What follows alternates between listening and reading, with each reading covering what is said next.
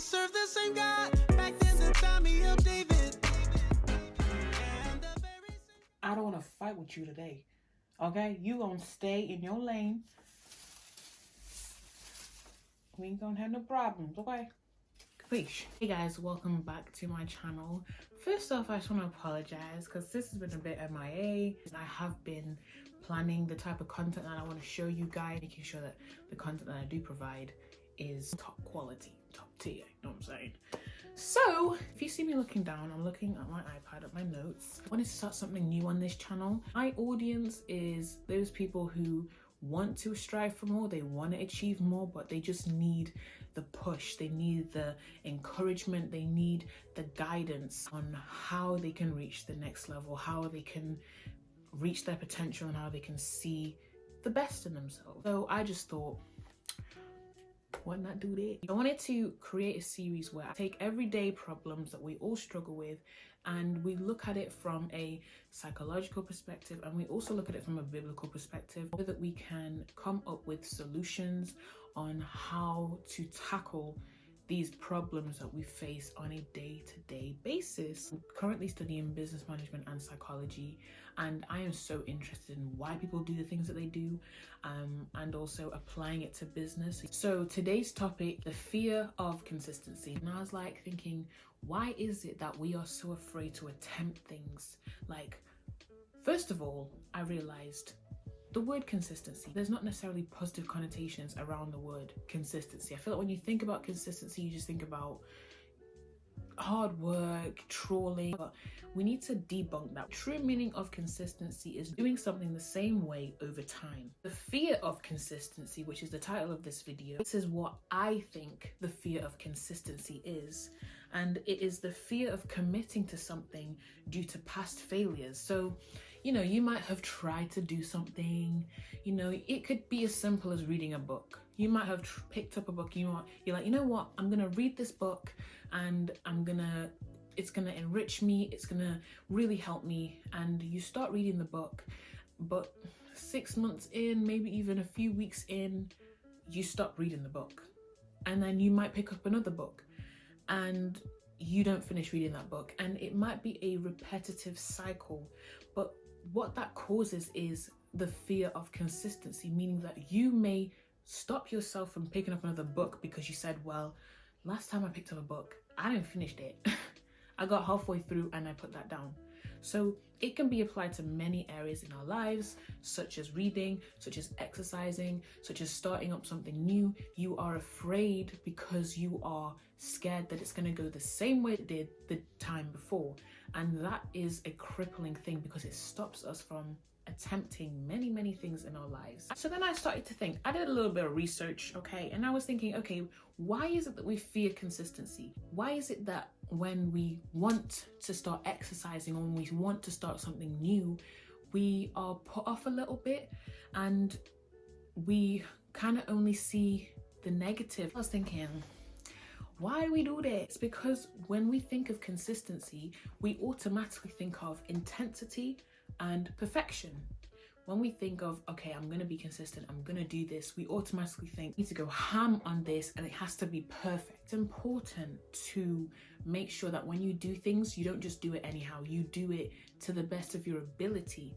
But what you need to understand is consistency is an accumulation, something that you do, something that comes together over time. It's not something that you do all or nothing and then you give up. It's something that you have to keep committing to. You have to keep showing up. And then over time, you look back and you're just like, wow. I started thinking, why are we inconsistent? Why is it that when we attempt something, we don't stick to it, or we don't follow it through, or we start something and then we don't finish it? Why is that? I was reading an article. The point that they made is that every time you doubt yourself, you procrastinate on your dreams. So every time you are saying, I can't do that, or this is too hard for me, you are setting your dreams back because you're too afraid to attempt it, because you feel like you are incapable of fulfilling that, you're incapable of doing it. So what happens is this becomes a cycle, this becomes something that is repeated, and as you keep doubting yourself, as you keep thinking that you're not good enough to attempt this, you keep setting your goals further and further and further back. And before you know it, it's out of your grasp. And before you know it, it's too late. How do we stop this cycle? How do we stop constantly just, beating ourselves down? The way to end this cycle is to do it anyway. To understand that in life, you're gonna doubt yourself. Like it says, you are your biggest critic. You're going to doubt yourself. You're gonna be the loudest voice in your ear. But the trick to ending that cycle is doing it despite your shortcomings, doing it despite your struggles. You might be attempting something and in the back of your mind you're thinking, this isn't going to work out. You might want to start a business and you're thinking, no one's going to buy my products. You might want to start a YouTube channel. You might think no one's going to want to listen to me. In order to break the cycle, you need to do it despite hearing that voice. The more you give in to your fears, the louder the voice will get, and that's where it paralyzes us. Whether you're Christian, whether you're not Christian, we all have a plan. And every time you doubt that, you are doubting God's hand in your life. We need to understand that God knew exactly what he was doing when he chose you. You may be watching right now, you may want to start a ministry, you may want to start a YouTube channel, you may want to start a business. God has not made a mistake when he's chose you. He's chosen you because he sees something in you that needs to be shown to the world. When God calls you to something, he always provides. He always leads the way. He will not call you to something and then leave you halfway and just say, okay, you know what? You're going to have to figure out on your own. It says in the Bible that he will not leave us nor forsake us. He will always guide us on the right path as long as we acknowledge him in all we do. If he has called you to it, he will bring you through it. He will bring you through it, sis. One story that really demonstrates this is the story of Moses. God called Moses to lead the people out of Egypt into the promised land.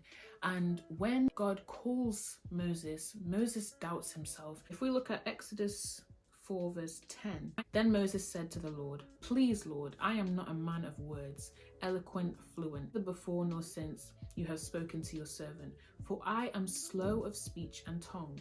So here we can see that Moses is already doubting his ability to do what God has called him to do. God will never ask you to do something and you tell him that you can't do it and him be like, "Oh, well, child, I messed up. I got you mixed up with Jeremiah." He will never say that. When God calls you to do something, it's because he knows you can do it. And this was the Lord's response.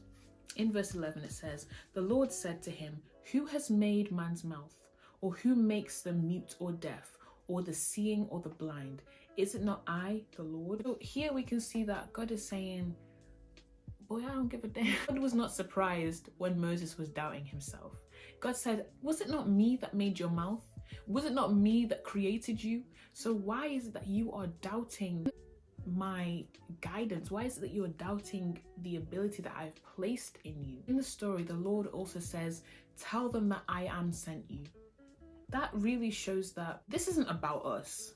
Really and truly, God chooses nobodies, not because we have earned it in a way, but because God can take you who may not have the grades, may not have all the skill. He can take you and he can shape you. Moses had a stutter. And it's crazy because God sometimes calls us to things that just don't make sense. You're just like, but Lord, I can't talk. Like, why would he call somebody who has a stutter to stand in front of Pharaoh and declare, "Let my people go"? Clearly, God did that so the glory can be seen, because only God can do that. Only God can do that. 2 Timothy 2 verse 13, it says, "If we are faithless, he remains faithful, for he cannot deny himself." If God has called you to something, sis, God is faithful. If God has promised you something, know that he is faithful. It says that his word will not return unto him void. If he has said it, it will happen, because he is not a man that he should lie. It even says that he cannot deny himself. God is faithful, even when we are faithless. When Moses was saying, "Lord, I can't do this. Lord, I have a stutter," the Lord said, "I've chosen you. I've given you everything you need in order to succeed. Just trust in me. Just trust in me." The Lord is a faithful God. He is a faithful God. And as long as you put your all, as long as you trust in him, you will never ever be disappointed. Though a lot of the times it seems like it's about us, or it's about how I speak, or it's about how I present myself, at the end of the day, it's the strength. We need to rely on God's strength in order to do the work of God, because you can't go out doing it on your own. If it's a God-given gift, that means we need God in order to fulfill it in our lives, in order to guide us in our lives, and not depend on ourselves or try and get validation from the world. But you, as long as you see the vision, as long as God has given you the vision and you see it, that's all that matters. I believe that because we have been created in God's image, God is a consistent God. He is consistent. He is the same yesterday, today, and forever. God never changes. And if God never changes, and if God is able to stay consistent, that means that we have the ability to stay consistent as well. We have the ability to work hard, but we need to rely on God's strength in order to help us work hard. So we have the ability to be consistent as long as we knock, as long as we ask, Lord, I don't really feel like doing this today, but give me the strength to do it anyway. Give me the strength to do this run. Give me the strength to start this business. Lord, people aren't buying my products, but give me the strength to see this through. As long as God has said it, it will happen. Because when things go wrong, it's not necessarily a bad thing. It can be God trying to strengthen you and teach you things.